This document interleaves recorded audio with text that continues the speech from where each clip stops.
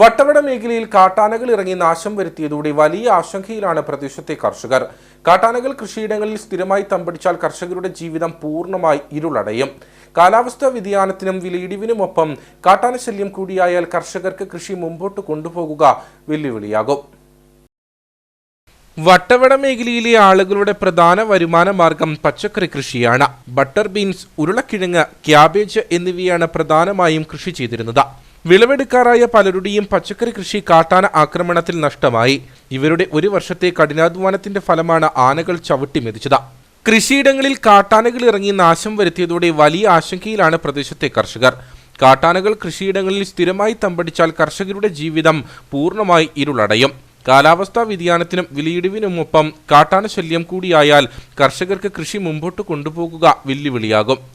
ബഹുമാനപ്പെട്ട സർക്കാർ ഗവൺമെന്റ് വട്ടവടലിൽ ഇതുവരെ ആന വന്ന ചരിത്രമില്ല. ആന വരും പിന്നെ പോകും. ഇപ്പോൾ ഈ 2 പ്രാവശ്യം വളത്തോട്ട് ഭാഗത്ത് ആന വന്ന് കൃഷി ഭയങ്കര നാശനഷ്ടപ്പെടുത്തിയിട്ടുണ്ട്. ഞങ്ങൾ കൃഷി നമ്പി ജീവിക്കുന്ന ആൾക്കാർ, പച്ചക്കൃഷി നമ്പി ജീവിക്കുന്ന ആൾക്കാരാണ്.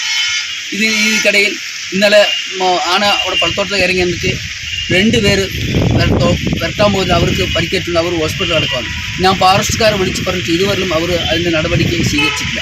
പിന്നെ കൃഷി ഓഫീസിൽ വിളിച്ചിപ്പോൾ സ്ഥലം നോക്കാനായിട്ട് ഇന്നിപ്പോൾ പോയിട്ടുണ്ട്. ഇത് സർക്കാർ ഉടൻ തന്നെ നടപടിയിട്ട് വട്ടോടെ കൃഷിക്കാരെ സംഭരിക്കുമെന്നാണ് ഞാൻ പറയുന്നത്. അവിടെ ജീവിക്കുന്ന മൊത്തം കൃഷിന് വേണ്ടി ജീവിക്കുന്നത് വേറെ മാർഗമൊന്നുമില്ലാത്ത ആൾക്കാരാണ്.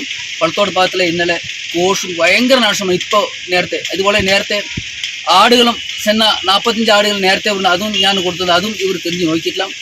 കാട്ടാന ആക്രമണത്തിൽ കർഷകർക്ക് വലിയ നഷ്ടം സംഭവിച്ചിട്ടുണ്ട്. ബാങ്ക് വായ്പയെടുത്തും പരിചയക്കാരിൽ നിന്ന് കടം വാങ്ങിയുമാണ് പലരും കൃഷി ഇറക്കിയത്. കൃഷി ആനകൾ നശിപ്പിച്ചതോടെ എങ്ങനെ പണം തിരിച്ചടയ്ക്കുമെന്ന വിഷമത്തിലാണ് കർഷകർ. പഴത്തോട്ടം മേഖലയിലായിരുന്നു ആനകൾ കൃഷിയിടങ്ങളിൽ ഇറങ്ങി നാശം വിതച്ചത്.